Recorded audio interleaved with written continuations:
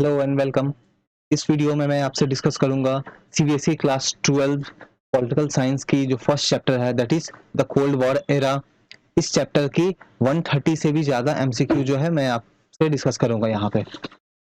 इस वीडियो में जो भी क्वेश्चंस है वो न्यू सिलेबस के अकॉर्डिंग है और हर तरह के क्वेश्चंस है, मल्टीपल चॉइस है, true false, fill in the blanks, assertion, reasoning, हर तरह की क्वेश्चंस है। तो चलिए वन बाय वन सॉल्व करते हैं इसे। ये फर्स्ट क्वेश्चन है, तो आपको बताना है यहाँ कि विच among the following statement about the cold war is wrong. Cold war के बारे में इनमें से कौन सा दिया गया स्टेटमेंट रॉन्ग है। पहला statement, it was the competition between the US and Soviet union and their respective allies. ये कंपटीशन, ये एक दौर था, एक ड्यूरेशन था जिसमें यूएस और सोवियत यूनियन जो है अपने रिस्पेक्टिव एलाइज के साथ, अपने दोस्त जो कंट्रीज जो है उनके साथ मिलके कंपटीशन कर रहे थे।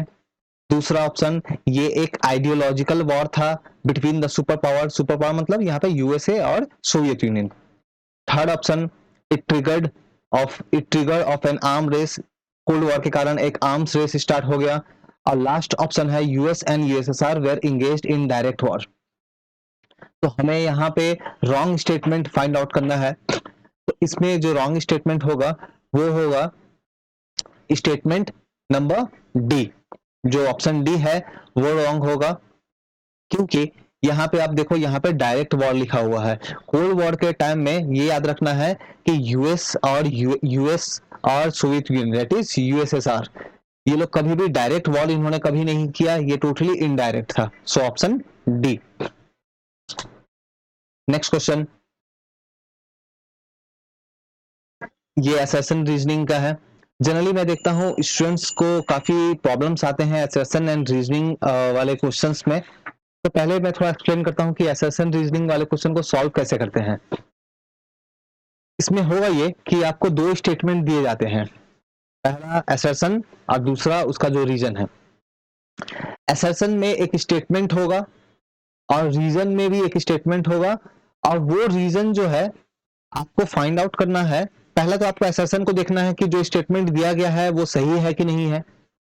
तो जैसे यहां देखते हैं, the cold war was simply a matter of power rivalry between the super power. तो ये जो स्टेटमेंट दिया गया है ये आपको पहले देखना है असर्शन वाला स्टेटमेंट सही है कि नहीं है। तो यहाँ देखो, यहाँ बोल रहे हैं कि कोल्ड वॉर के टाइम में पावर राइवलरी था बिटवीन द सुपर पावर, लेकिन यहाँ आप फोकस करो simply a matter of power rivalries.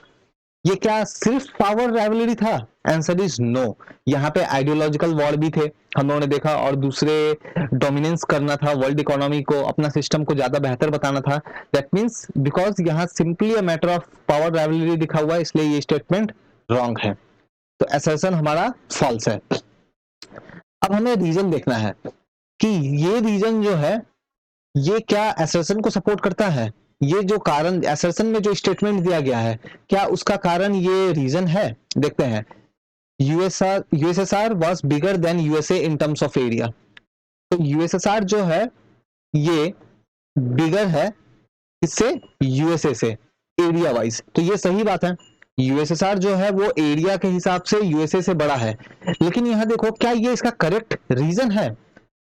ये जो स्टेटमेंट दिया गया है, स्टेटमेंट तो सही है, लेकिन क्या उनके बीच राइवलरी होने का कारण ये था कि यूएसएसआर का साइज बड़ा है और यूएसए का साइज छोटा है? नहीं, मतलब ये रीजन रॉन्ग है। स्टेटमेंट सही है, लेकिन ये जो रीजन एक्सप्लेनेशन जो दिया गया है वो रॉन्ग है। तो यहाँ क्या होगा, हमारा ए फॉल्स है और आर जो है वो ट्रू है। तो ए फॉल्स है, सो ए ये तो नहीं होगा। यहाँ देखो, A is true R is false, तो ए तो ट्रू नहीं है, ये गलत होगा। बोथ आर फॉल्स, ये भी नहीं होगा। A and R are true, नहीं ये भी नहीं होगा क्योंकि ए तो रॉन्ग है। Both A and R true, तो ए और आर दोनों ही ट्रू है, तो ऐसा भी नहीं है कि ए और आर दोनों ट्रू है। तो फाइनली ऑप्शन डी को आप देखो, A is false but R is true. A false है, आर ट्रू है, लेकिन आर जो है वो करेक्ट एक्सप्लेनेशन नहीं है ए का। ये याद रखना है, आर जो है यहाँ पे करेक्ट एक्सप्लेनेशन नहीं है ए का। क्यों नहीं है? बिकॉज ये स्टेटमेंट ये इससे जस्टिफाई नहीं कर रहा है। नेक्स्ट मूव करते हैं। नाउ नेक्स्ट क्वेश्चन है, Cuban missile crisis never turned अ वायलेंट, सही बात है, कभी वायलेंट नहीं हुआ। न्यूक्लियर मिसाइल्स इंस्टॉल कर दिए गए थे लेकिन वो कभी लॉन्च नहीं हुए। United States try to calm down the tension, सही बात है, उन्होंने यूनाइटेड स्टेट्स अमेरिका जो है उसने ये सिचुएशन को थोड़ा सा कूल डाउन करने का ट्राई किया, बिकॉज वो नहीं चाहते थे कि ये न्यूक्लियर वॉर में कन्वर्ट हो, क्योंकि याद करो यूएसएसआर ने न्यूक्लियर वेपन्स जो है वो इंस्टॉल कर दिए थे कहाँ, क्यूबा में, और ये एक न्यूक्लियर वॉर हो सकता था, इसलिए यूएसए ने शांति रखते हुए सिचुएशन को काम डाउन किया। Cuba have a land boundary with the USA, ये रॉन्ग है।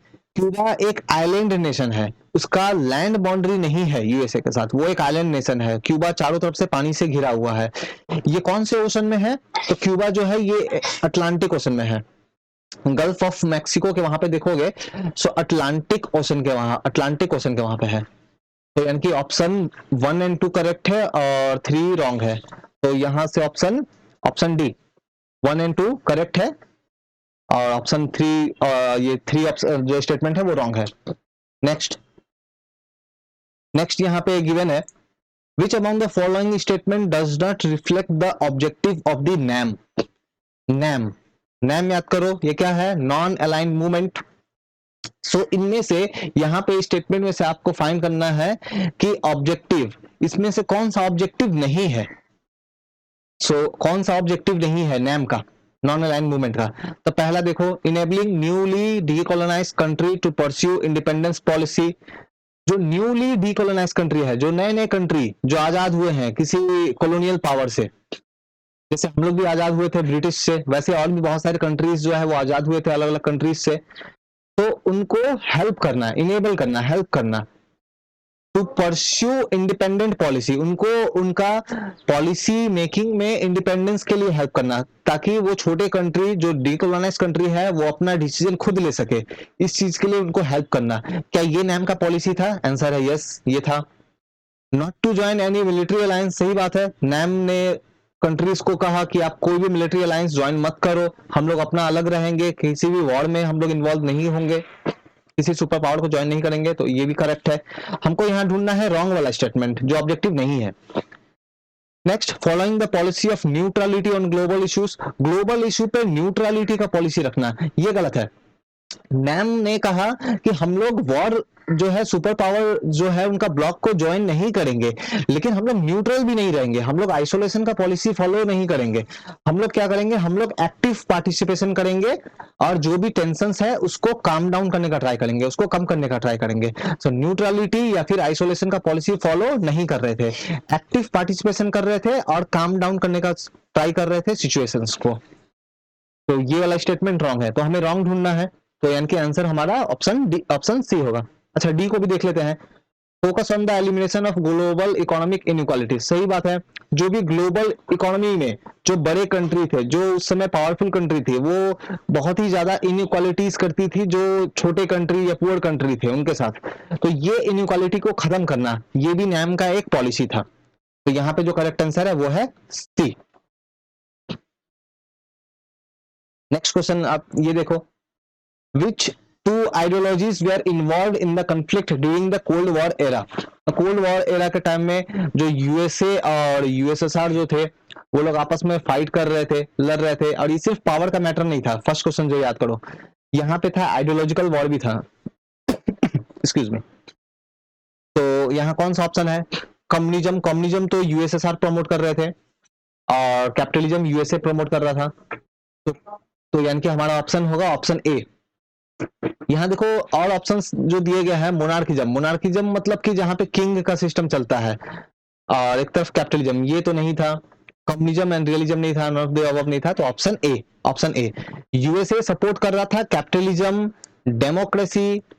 डेमोक्रेसी हो सकता है आपके एग्जाम में कैपिटलिज्म नहीं देके डेमोक्रेसी दे, तो वो ऑप्शन करेक्ट होगा। तो यूएसए सपोर्ट कर रहा था कैपिटलिज्म को, डेमोक्रेसी को, या फिर बोल सकते हो लिबरलिज्म को, लिबरलिज्म को। तो ये सब कोई भी वर्ड देते हैं तो उसको यूएसए सपोर्ट करता है, कैपिटलिज्म, डेमोक्रेसी, लिबरलिज्म। वही यूएसएसआर सपोर्ट करता है कम्युनिज्म को, या फिर बोल सकते हो एक तरह का गवर्नमेंट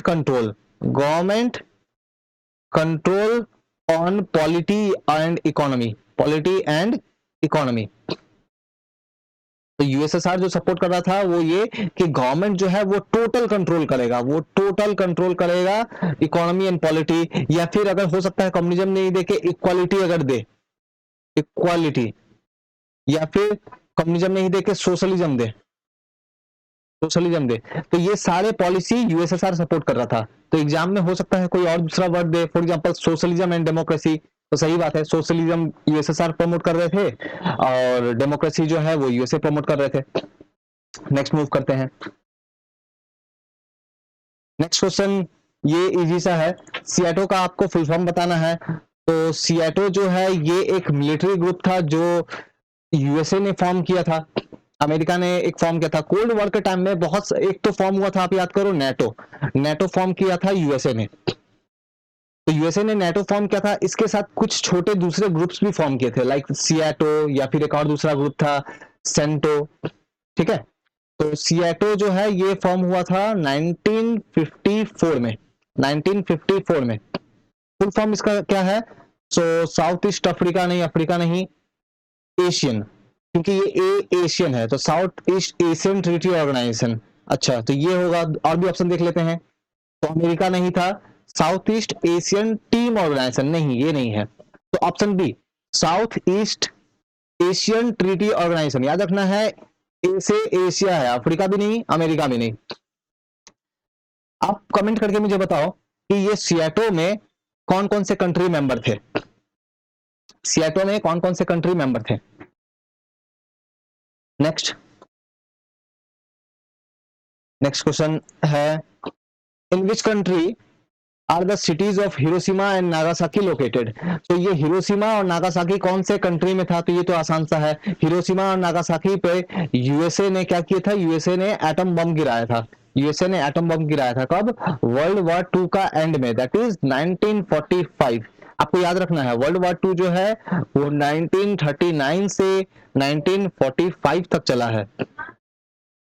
और यहाँ पे दो ग्रुप थे, एक थे अलाइड और दूसरी तरफ थे एक्सिस। सो हिरोशिमा नागासाकी जापान में है, उस पर यूएसए ने बम गिराया था। नेक्स्ट मूव करते हैं नाउ। सो इसमें से कौन सा कंट्री जो है वो मेंबर नहीं है नेटो का? नेटो का पहले तो फुल फॉर्म आप याद रखो, North Atlantic treaty organization, North Atlantic treaty organization. क्योंकि अगर आप देखोगे, अगर आप मैप को देखोगे तो अटलांटिक ओशन लगभग एस के शेप का है, तो एस के शेप का है, तो इस साइड में आपको यहाँ पे मिलेगा यूएसए, और दूसरी अटलांटिक ओशन के आपको दूसरी तरफ यहाँ पे आपको मिलेगा यूरोप। तो यूएसए और यहाँ पे यूरोप के बीच में यहाँ पे है नॉर्थ अटलांटिक ओशन।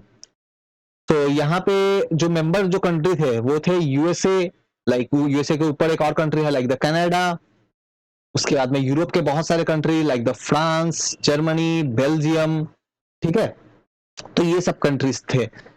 उसके अलावा यहाँ पे, तो यहाँ पे हमें ढूंढना है कि कौन मेंबर नहीं है। तो यूएसए मेंबर था, इंग्लैंड, फ्रांस, स्वीडन नहीं था। नेटो का फॉर्मेशन आप याद करो, नेटो का फॉर्मेशन हुआ है 1949 में, नेटो का फॉर्मेशन है 1949। नेटो का पॉलिसी क्या है? नेटो का पॉलिसी ये है, अभी जब फॉर्म हुआ था नेटो तो उस समय टोटल 12 कंट्री थे, 12 कंट्री ने मिलकर ये ग्रुप बनाया था। आज के डेट में नेटो में टोटल 30 कंट्री है, 30 कंट्री है। और इनका पॉलिसी क्या है कि अगर किसी भी एक कंट्री पे अटैक होता है तो ये समझा जाएगा कि सभी पे अटैक हुआ है और सभी मिलके जो है वो रिस्पॉन्स देंगे। अच्छा, नेटो में आप याद करो कि नेटो की जो हेडक्वार्टर है वो बेल्जियम नाम की कंट्री है, वहां बेल्जियम नाम की जो कंट्री जो है वहां उसकी कैपिटल ब्रसेल्स में है। तो बेल्जियम की कैपिटल ब्रसेल्स में नेटो का हेडक्वार्टर है। और टर्की, ये कंट्री को जरा याद रखो आप कि ये टर्की भी नेटो का मेंबर है, ठीक है, टर्की भी नेटो का मेंबर है। क्यों मैं टर्की स्पेशली बोल रहा हूं? बिकॉज टर्की को आप देखोगे तो ये यूरोप में भी है और एशिया में भी है, और नेटो में ये एशियन कंट्री है एक तरह से देखा जाए तो। नेक्स्ट मूव करते हैं। तो 1945 में अभी मैंने बताया वर्ल्ड वॉर 2 जब हो रहा था तो उस समय दो फोर्सेस थे, एक थे अलाइड और दूसरे थे एक्सिस। तो अलाइड साइड में कौन थे? यूएसए, इसके अलावा थे फ्रांस, इसके और थे यूके। आप याद रखो, इसके अलावा यहाँ पे यूएसएसआर तो था ही, तो याद रखो जब वर्ल्ड वॉर टू हो रहा था, जब वर्ल्ड वॉर टू हो रहा था तो यूएसए और यूएसएसआर दोनों सेम साइड में थे, यूएसए और यूएसएसआर दोनों सेम साइड में थे। इस वीडियो में जो भी एमसीक्यूज मैंने यूज किए हैं, कुछ तो एनसीईआरटी के जो बैक में जो दिए गए हैं वो है, इसके अलावा बहुत सारे एमसीक्यूज मैंने चैप्टर से निकाले हैं। जैसे मैंने आपको बताया कि सिर्फ इसी चैप्टर से लगभग 130 क्वेश्चंस हैं। तो अगर आप इन क्वेश्चंस को अगर आप कर लेते हो, कंप्लीट कर लेते हो, तो और बाहर कहीं देखने का दरकार नहीं है। टोटल हर एक एमसीक्यू, हर एक तरह का शॉर्ट क्वेश्चंस यहाँ से कवर हो जाएगा। तो मेरा आपसे रिक्वेस्ट है कि आप काइंडली इस चैनल को आप सब्सक्राइब करो और वीडियो को आप लाइक करो। नाउ यहाँ जैसे अलाइड फोर्सेस थे, अलाइड फोर्सेस थे, और दूसरी तरफ जो दूसरा जो ग्रुप था उसको बोलते हैं एक्सिस फोर्स। एक्सिस फोर्स उसमें थे जर्मनी, जापान और इटली। सो नेक्स्ट क्वेश्चन में मूव करते हैं। In which year South East Asia treaty organisation, अभी हम लोगों ने देखा था सियाटो, सियाटो, तो ये फॉर्म हुआ है 1954 में, 1954 में ये फॉर्म हुआ है। बाकी यहाँ जो ईयर दिए हैं ये भी इंपॉर्टेंट है, लाइक 1949 में नेटो का फॉर्म हुआ है, 1949 में नेटो का फॉर्मेशन हुआ है। 1991 में क्या हुआ, यूएसएसआर जो है वो ब्रेकडाउन हो गया, यूएसएसआर टूट गया। और 1961 में आप देखोगे तो यहाँ पे जो है बर्लिन की वॉल बनेगी। बर्लिन, बर्लिन जो है ये जर्मनी में है, बर्लिन जर्मनी में है, और जर्मनी में बर्लिन जो शहर है उसमें वॉल बना देंगे। बर्लिन शहर को बेसिकली, बर्लिन शहर को दो पार्ट में बांट देंगे। एक तरफ जो है यूएसए के सपोर्टर होंगे जो कैपिटलिज्म को प्रमोट करते हैं, और दूसरी तरफ यूएसएसआर वाले होंगे। तो ये बनेगा 1961 में। ओके, नेक्स्ट सेंटो, सेंटो का फॉर्मेशन जो है ये कब हुआ है, तो इसका सियाटो का फॉर्मेशन हमें याद करो, सियाटो का फॉर्मेशन हुआ था 1954, उसके एक साल बाद सेंटो का फॉर्मेशन हुआ है। तो सेंट्रल ट्रीटी, फुल फॉर्म याद रखना है, सेंट्रल ट्रीटी ऑर्गेनाइजेशन। इसमें कौन से कंट्रीज थे, तो इसमें कंट्री थे लाइक पाकिस्तान, फिर उसके बाद में आपका Iran, Iraq and UK, Turkey, ये सब कंट्री इसके मेंबर थे। याद रखना फाउंडिंग मेंबर में यूएस नहीं था, यूएसए अमेरिका जो है वो फाउंडिंग मेंबर नहीं था, सेंट्रल ट्रीटी ऑर्गेनाइजेशन के थे, ये थे फाउंडिंग मेंबर। बाद में यूएसए ने ज्वाइन किया लेकिन वो फाउंडिंग मेंबर नहीं था।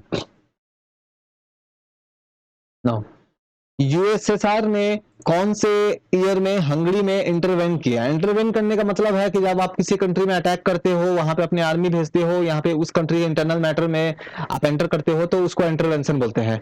तो ये हंगरी जो है ये यूरोप की कंट्री थी, और यूएसएसआर चाहता था कि हंगरी जो है यहाँ पे भी वो कम्युनिस्ट आइडियोलॉजी जो है वो फॉलो हो, कम्युनिस्ट आइडियोलॉजी फॉलो हो, इसीलिए यूएसएसआर ने वहां पे इंटरवीन किया 1956 में।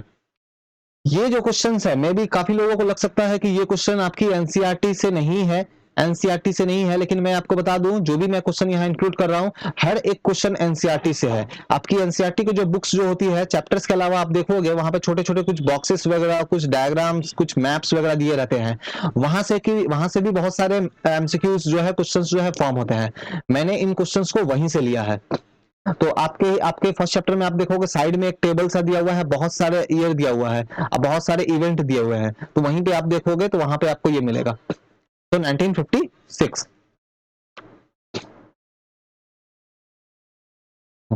नेक्स्ट, तो यूएसए ने बम गिराया था हिरोशिमा नागासाकी पे, हम लोगों ने देख लिया ऑलरेडी 1945 में।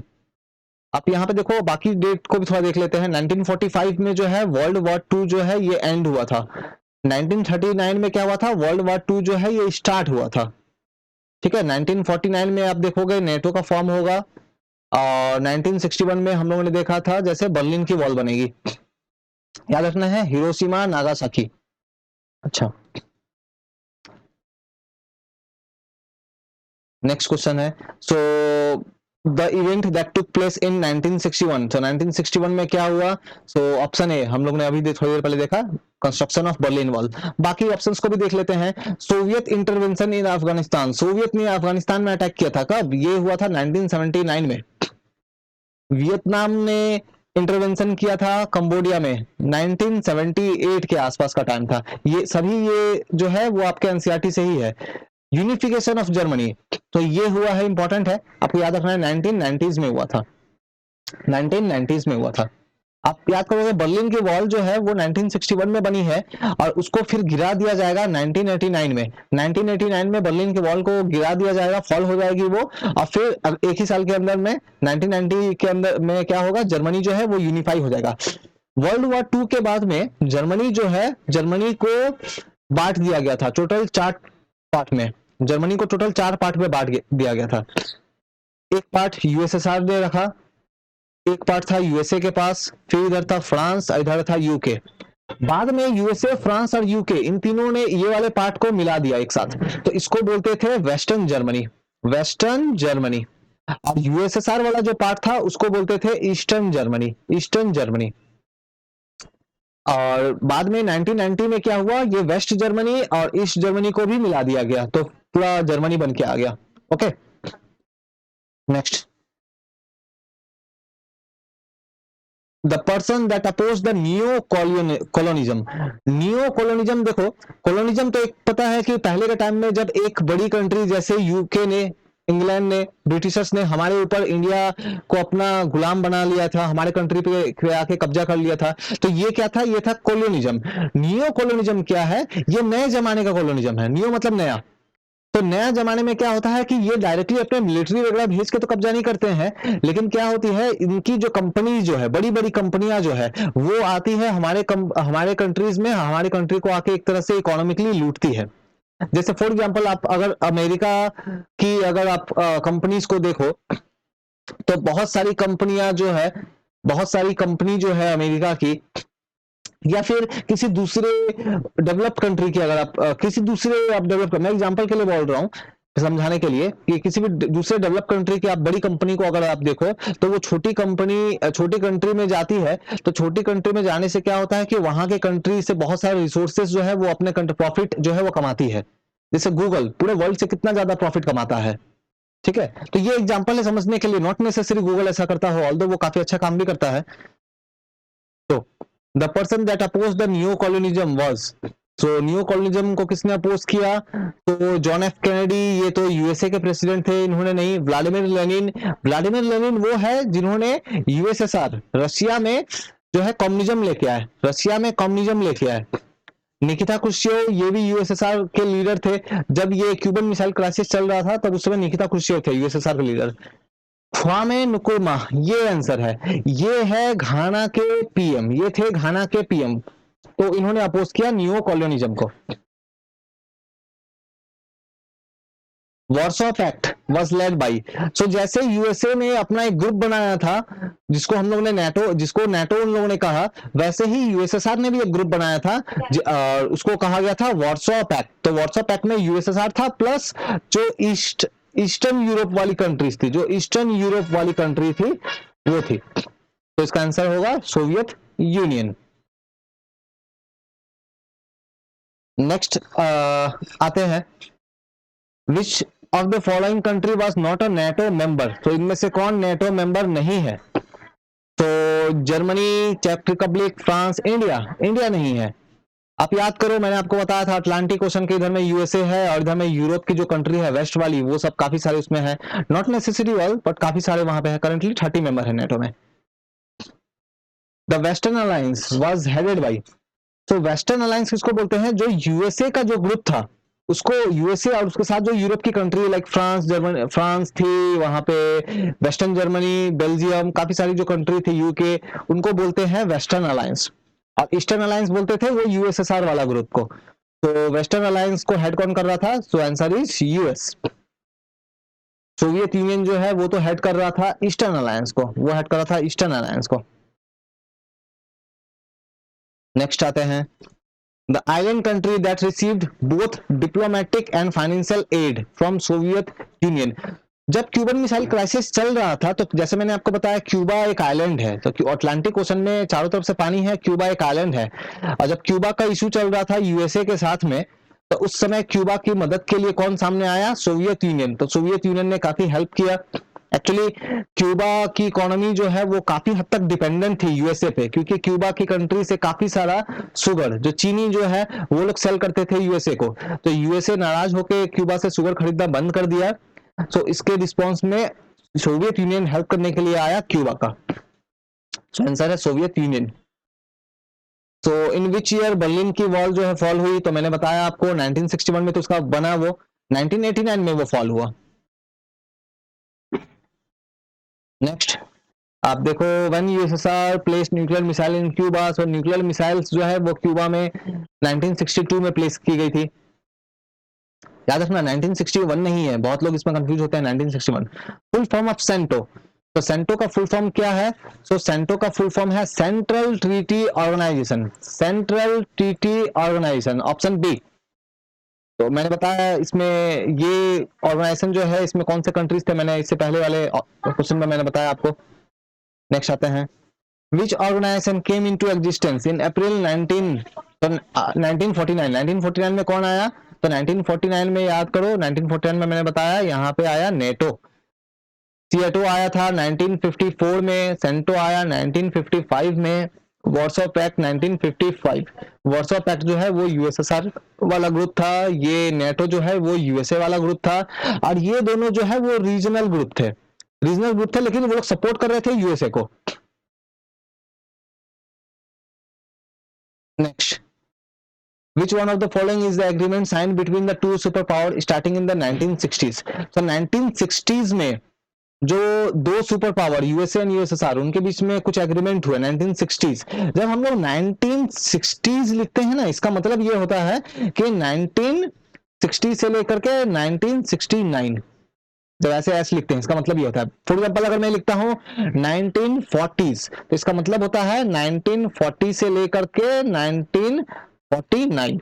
ओके, तो 1960s में कौन सा एग्रीमेंट हुआ था?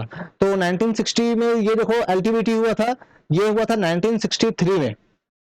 मनीला पैक्ट के थ्रू सीएटो आया था, याद रखो मनीला पैक्ट के थ्रू सीएटो आया था, तो मतलब तो ये तो 1954 का कहानी है।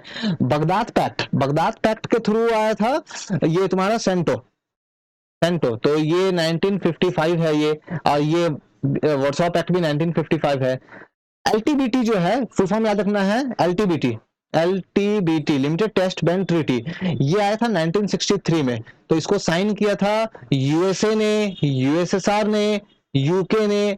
ओके, सो इसमें कहा क्या गया, कि अब से न्यूक्लियर वेपन्स जो है ये लोग एटमॉस्फेयर में या स्पेस में या फिर अंडर वाटर वहां पे टेस्ट नहीं करेंगे। तो बेसिकली न्यूक्लियर जो वेपन्स जो था उनको कंट्रोल करने के लिए ये ट्रीटी लेके लाया गया, क्योंकि बाकी जो सुपर पावर थे like the USA, USSR and UK, इनको देख के काफी दूसरे कंट्री भी वो लोग भी अपना वेपन बनाना चाह रही थी, तो इसी चीज को रोकने के लिए ये ट्रीटी लाया गया। वेस्टर्न अलायंस बस हेडेड बाय, तो ये हम लोगों ने ऑलरेडी देख लिया, वेस्टर्न अलायंस को हेड कर रहे थे यूएसएसआर, ईस्टर्न अलायंस को हेड कर रहा था। नेम का ऑब्जेक्ट जो है ये क्या था, ये शायद क्वेश्चन हम लोगों ने देख लिया। अच्छा मैं रिपीट देख ले रहा हूँ फिर भी। तो नेम का ऑब्जेक्टिव जो था, अच्छा ये हम लोगों ने देख लिया था, इसका ऑप्शन जो होगा वो होगा डज नॉट, ये ऑप्शन सी, ये रिपीट हो गया एक्चुअली। हाँ, नेक्स्ट आते हैं। नेक्स्ट क्वेश्चन देखते हैं कि हमें करेक्ट या रॉन्ग बताना है, ये जो स्टेटमेंट दिए हैं इनमें से कौन सा करेक्ट है और कौन सा रॉन्ग है। तो ये जो मिलिट्री अलायंस में, तो member country of the alliance are to provide base in respective land for the super power. तो सुपर पावर के ग्रुप में जो छोटे छोटे कंट्रीज आ रहे थे उनका एक काम ये था कि जो सुपर पावर थे like the USA and USSR, वो लोग क्या करेंगे, वो लोग ये छोटे कंट्री में अपने वेपन्स को इंस्टॉल करके रखेंगे डराने के लिए। जैसे यूएसएसआर ने न्यूक्लियर वेपन्स को इंस्टॉल किया था क्यूबा में, वैसे ही यूएसए ने भी न्यूक्लियर वेपन को इंस्टॉल किया था टर्की में। तो मेंबर कंट्री जो थे अलायंस के, उनको बेस प्रोवाइड करना था, बेस मतलब जहां पे वो उनके मिलिट्री वेपन्स वगैरह होंगे। तो ये तो सही बात है, करेक्ट है।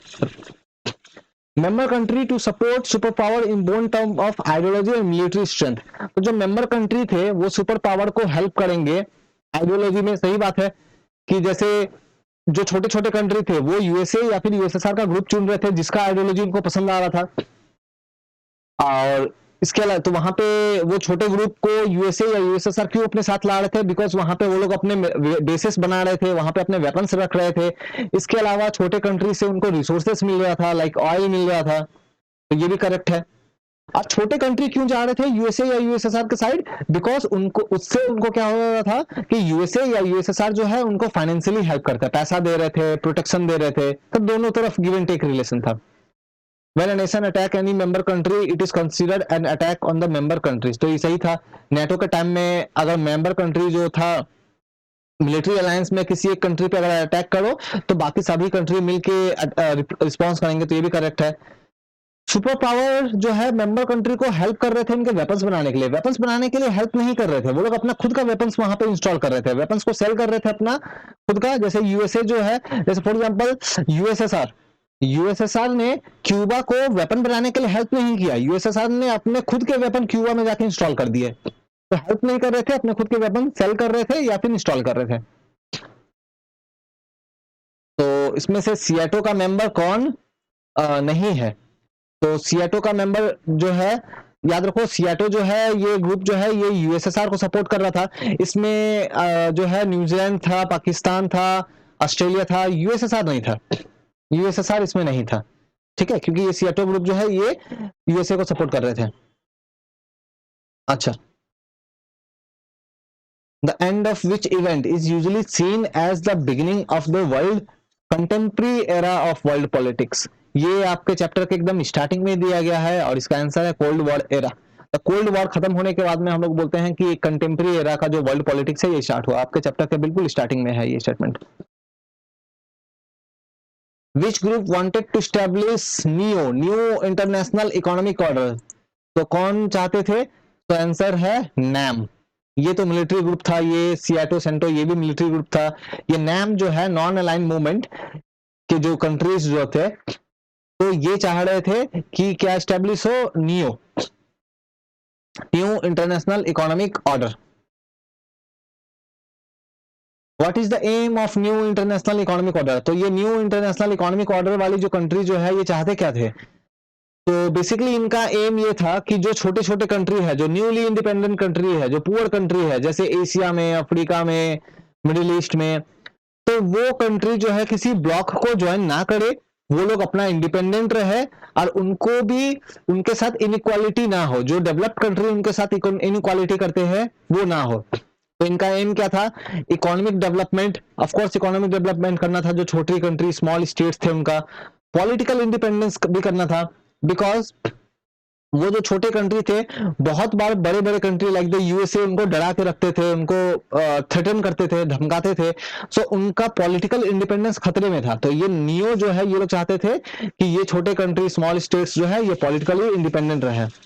और सी वर्ल्ड डोमिनेंस, नहीं वो लोग वर्ल्ड में कब्जा नहीं करना चाहते थे। ये न्यू कंट्री का एम बिल्कुल ये नहीं था कि ये लोग अपना मिलिट्री ग्रुप खुद का बनाएंगे और वर्ल्ड पे यूएसए या यूएसएसआर पे अटैक करेंगे, ये नहीं था, तो वर्ल्ड डोमिनेंस नहीं करना था। तो इसका करेक्ट होगा A B, so option A. Battle of Iwo Jima, तो ये जो बैटल ऑफ इवोजिमा जो है ये जापान में हो रहा था। आपके चैप्टर के स्टार्टिंग में ही आप देखोगे एक डायग्राम है जहां पे पर्सन जो है कुछ फ्लैग्स वगैरह उठा रहे हैं, तो वो जो इमेज जो है वो बैटल ऑफ इवोजिमा जापान का है। तो ये वर्ल्ड वॉर 2 से जुड़ा हुआ है, वर्ल्ड वॉर 2 के इवेंट से जुड़ा हुआ है। ये कहां पे हो रहा था, ये जापान में। अच्छे मार्क्स के लिए ये बहुत इंपॉर्टेंट है कि आप चैप्टर को लाइन बाय लाइन स्टडी करो और बिल्कुल भी वो मैप्स या साइड में जो ब्लॉक्स वगैरह जो है उसको मिस ना करो, वहां से भी क्वेश्चंस बनते हैं। या फिर आप मेरे इस वीडियो को यूज कर सकते हो क्योंकि यहाँ पे मैंने हर जगह से क्वेश्चंस जो है वो लिए हैं। नाउ रिस्टैक जो बिल्डिंग जो है ये कहाँ है, तो ये बिल्डिंग जो है ये जर्मनी में है। अगेन ये भी वही पिक्चर के वहां पे देखोगे एक इमेज में जो झंडा लगाने का कोशिश कर रहे हैं, फ्लैग लगाने का कोशिश कर रहे हैं, वहीं से है, तो ये जर्मनी में है।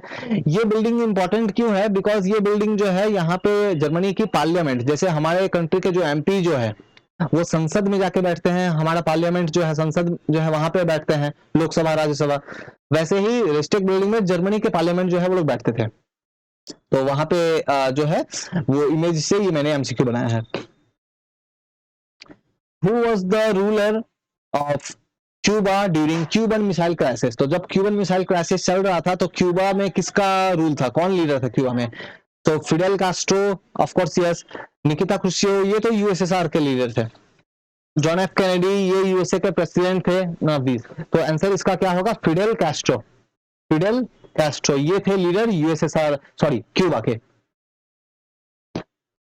Question number 35, Nikita Khrushchev was leader of which country? तो हम लोगों ने देखा निकिता क्रुशिचेव जो है ये थे यूएसएसआर के लीडर।